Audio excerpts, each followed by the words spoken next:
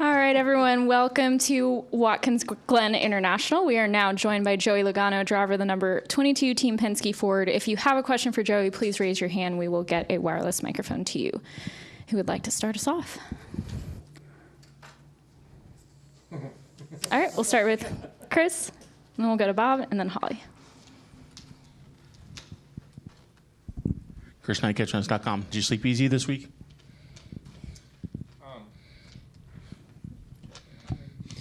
Yeah, I slept better than I was going to, for sure. Yeah, I probably was a little bit more comfortable than most. It kind of gave us the advantage to start looking towards Kansas already, which is nice to do.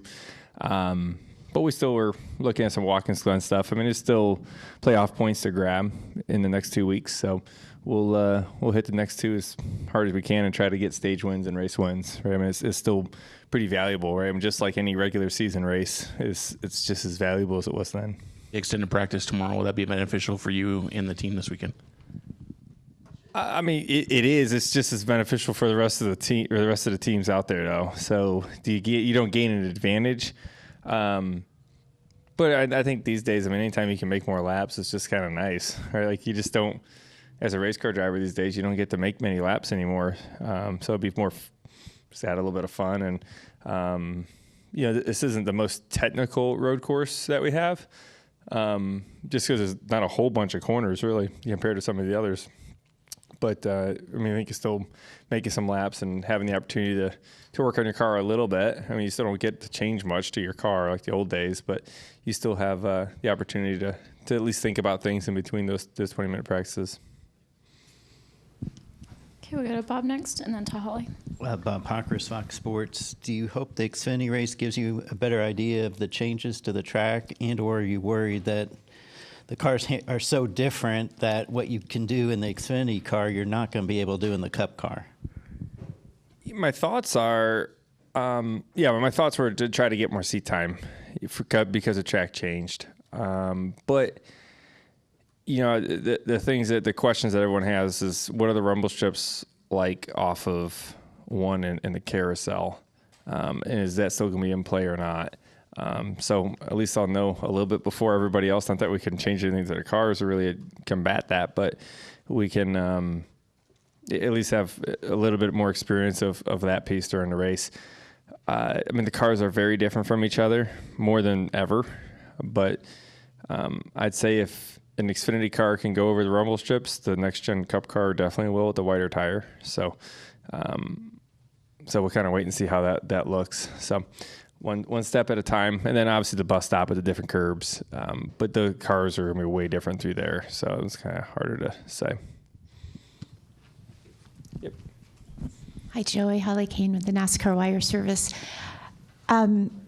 Last week shook up the points, I would say, definitely. A lot of things going on. And then you come to a road course where that's typically how things are, too. I mean, what do you kind of project to yourself this race is going to be like for people?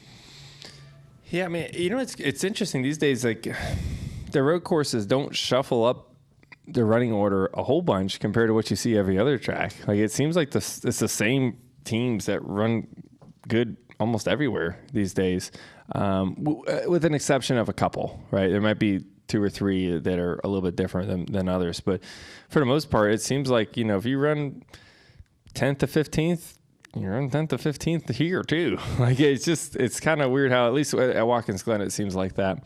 But I think because the speed and downforce still matters, right? If your bodies aren't great, then they're not going to be great here either.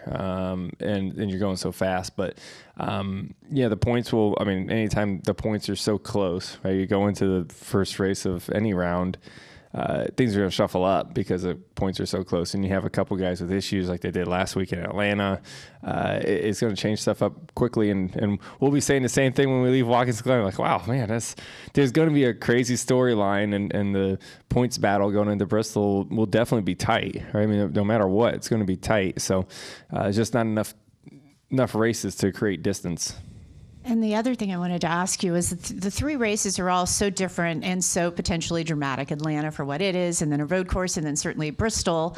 This is a heck of a round. How important is it to you to have that win, considering how Yeah, I mean, this anything round can- sets up. Yeah, anything can happen, and we see with next gen racing now these days too. Like you can't just bank on speed in your car anymore because you're not that much faster than everybody anymore. When you think about the old car, you can run. If your car has top 5 speed, you can finish 10th pretty easy, right? Something can go wrong and you can recover. Now, if you have 5th to 10th speed, 20th is only like a 10th behind you. Like it's really close. So if you have a mistake, if something goes wrong, you never make it up. You finish 20th. Like, so to try to stack in as many wins or top 5s as you used to get all the time is a lot more challenging now because the field's just closer, right? You're not racing against 10 cars that can win every week. You're racing against 20 something cars that can win every week. So to stack up those big numbers like we used to with, 7, 8 wins and, half the races being top 5s or whatever it may be, like it's not happening anymore. So it keeps the points tighter too. You don't get that big separation because everyone was up there. So it just keeps everything tighter than ever. So, it's nice to get the win last week because you just don't know how it's going to play out. All right, let's go to Lee and then Nathan. Lee Spencer, Sirius XM NASCAR Radio and CatchFence.com. When you look back at the season, the first 12 races, everybody was asking where the hell is Ford, right? And in the last 15, 8 wins from 6 different drivers from 4 different organizations. I mean, clearly the Blue Oval has spread the wealth, but the fact that you guys have just kind of dominated the second half of the regular season and into the playoffs, how does that make you feel? Yeah, I feel like we've executed good races. Some of the tracks may have fallen into some of our hands where some of our strengths may be. Do I think we're strong at every track or we're the best at every track? I can't say that. I think there's still a lot of work to be done. But that's probably just who I am in general, right? I always look at the things we can be better at. But I'd say the teams have done a good job at maximizing what they got and learning a lot from the beginning of the year. Ford's done a good job at trying to make up the deficit that we were at, and trying to catch these guys.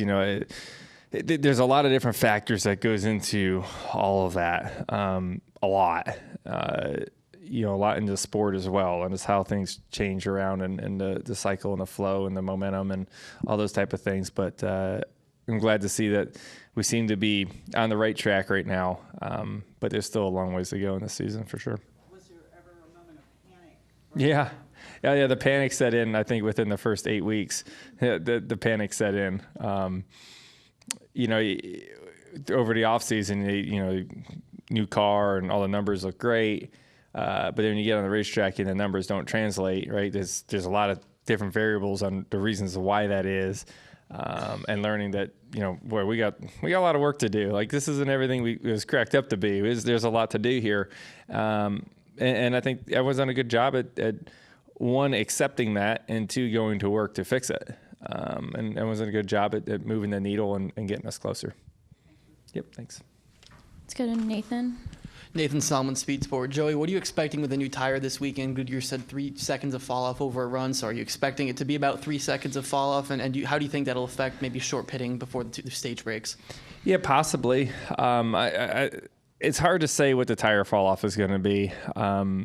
If you look at the tire test here, it was more than 3 seconds. You look at the wheel force test, it's about 3 seconds. When you come here with all the cars and the teams that have adjusted to it, what's it going to look like? Is it 2 seconds? Is it 1 second? Is it 6 seconds? Like it's kind of hard to say. I would think it's going to be less than what it was.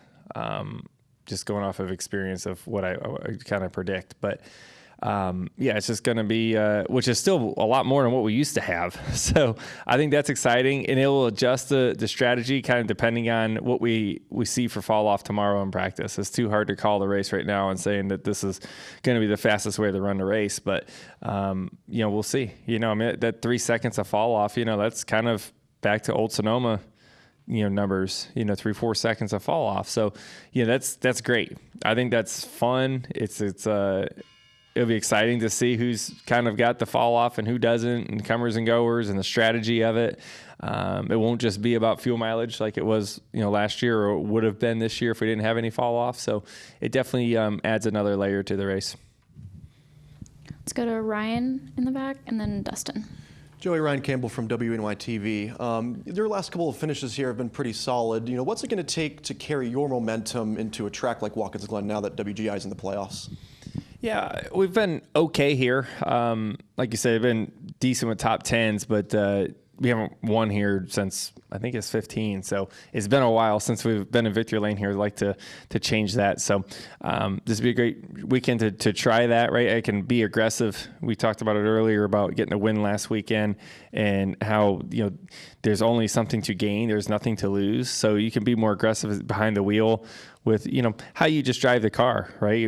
Not worrying about locking up tires as much, or, cutting curbs too tight, or, going for it and pass, more aggressive passes, more aggressive strategy, more aggressive setup. Like, we can do all those things kind of a little bit more all or nothing to try to make up that gap for where we've been here lately, the 7th to 10th position, and try to get ourselves into the 1st to 5th positions. Dustin Long, NBC Sports. Joey, we've always heard that winning the first race of the third round was always such an advantage, and you've experienced that for Phoenix. And I'm curious, how does winning the first race in a first or the second round correlate to that? Or is Phoenix more valuable just because you're not worrying about any points, whereas you kind of reference you've still got the opportunity to score some playoff points the next couple of weeks? Yeah, you kind of answered it there, the second part. It's an advantage for some of the reasons I said. You can be more aggressive for the race. You have nothing to lose. There is still something to gain, so you still have to prep. When you win the first race in the round of 8 and you're locked in the championship 4, the next 2 races don't matter at all. You can't gain an advantage. You can't do any more.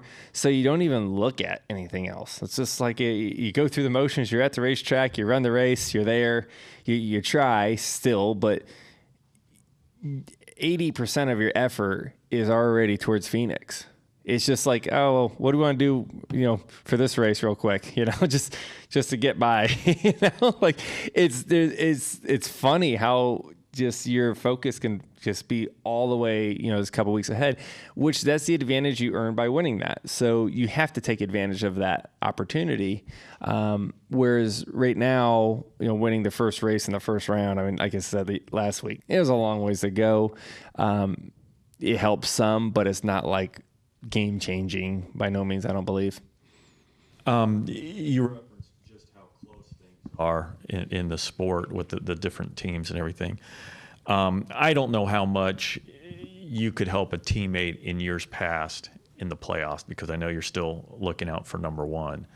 You have to. But is there less opportunity to help a teammate in this era because of, you mentioned one mistake can drop you back to 20th. One thing can drop you back, and again, there's still points to be racing for. I don't know if it's changed a whole bunch. And it probably depends on each team and how they do things and those type of things and the track, right? Like, it's one thing being in Atlanta or Talladega versus being at Watkins Glen, where, what are you going to do to help here? What can you do? I mean, you still got to race. You still got to try to go out there and win, right? Like we talked about, getting 5 playoff points would be huge for us. So there's no reason for us to lay up here. The biggest thing you can do a lot of times is maybe set up stuff and just be an open book and talking about, even drivers, like just lines and the things that you do. Blaney and I sit next to each other on an airplane, and we were talking about a lot of things today on the way here. Just going over how can we be better both as drivers, right? And I think just having a teammate that you work together with and have those a good relationship with, it goes back and forth and ends up being a good, ally to have.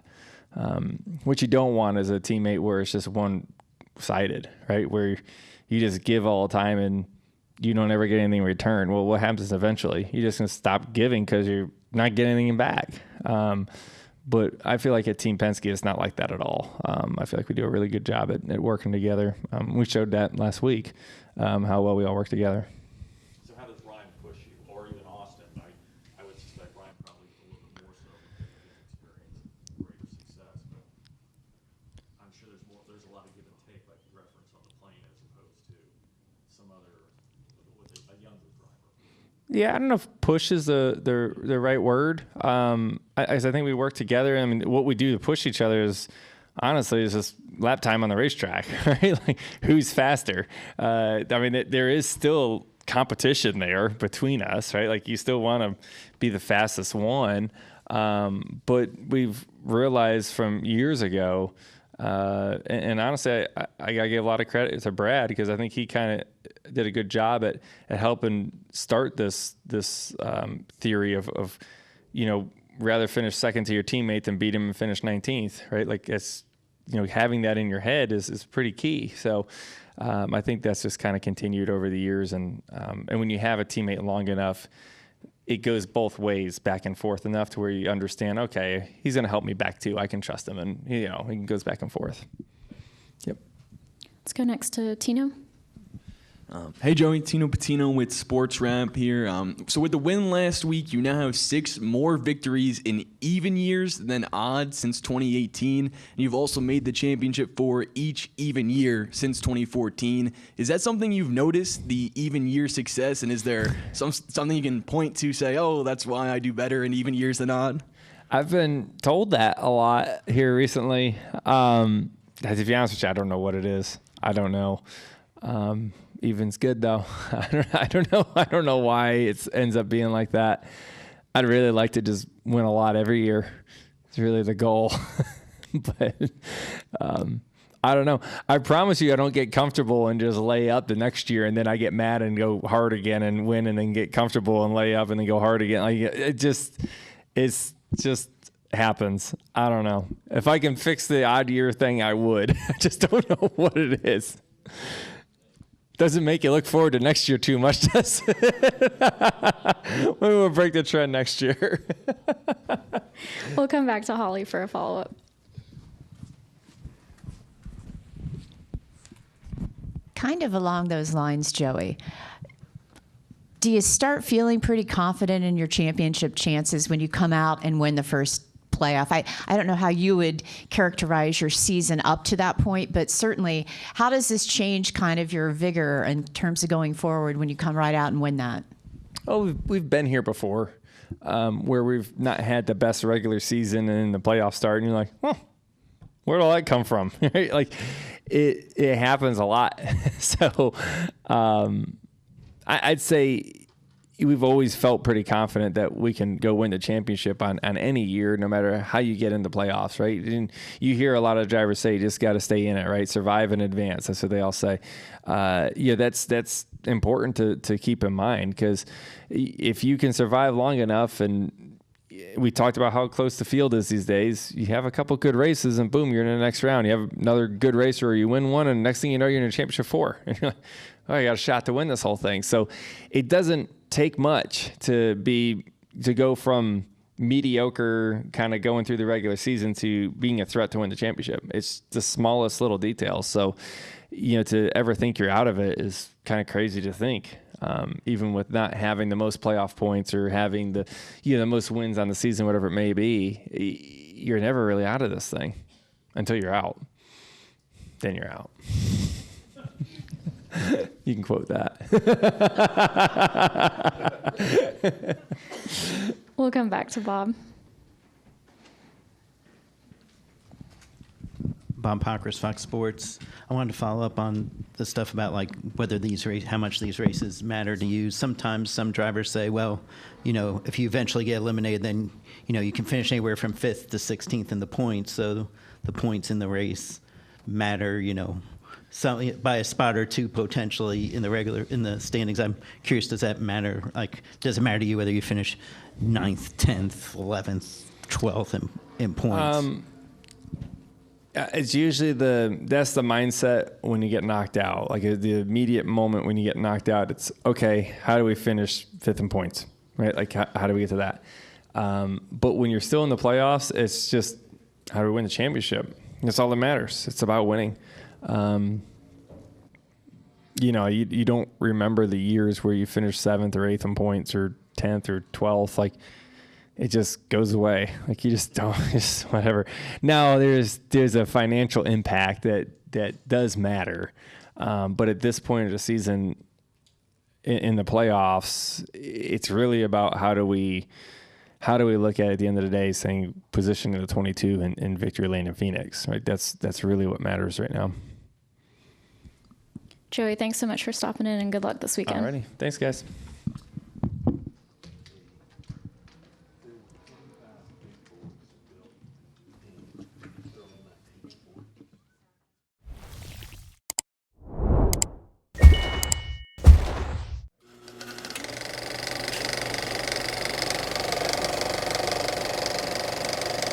All right, there's the checkered flag. Great job, driver.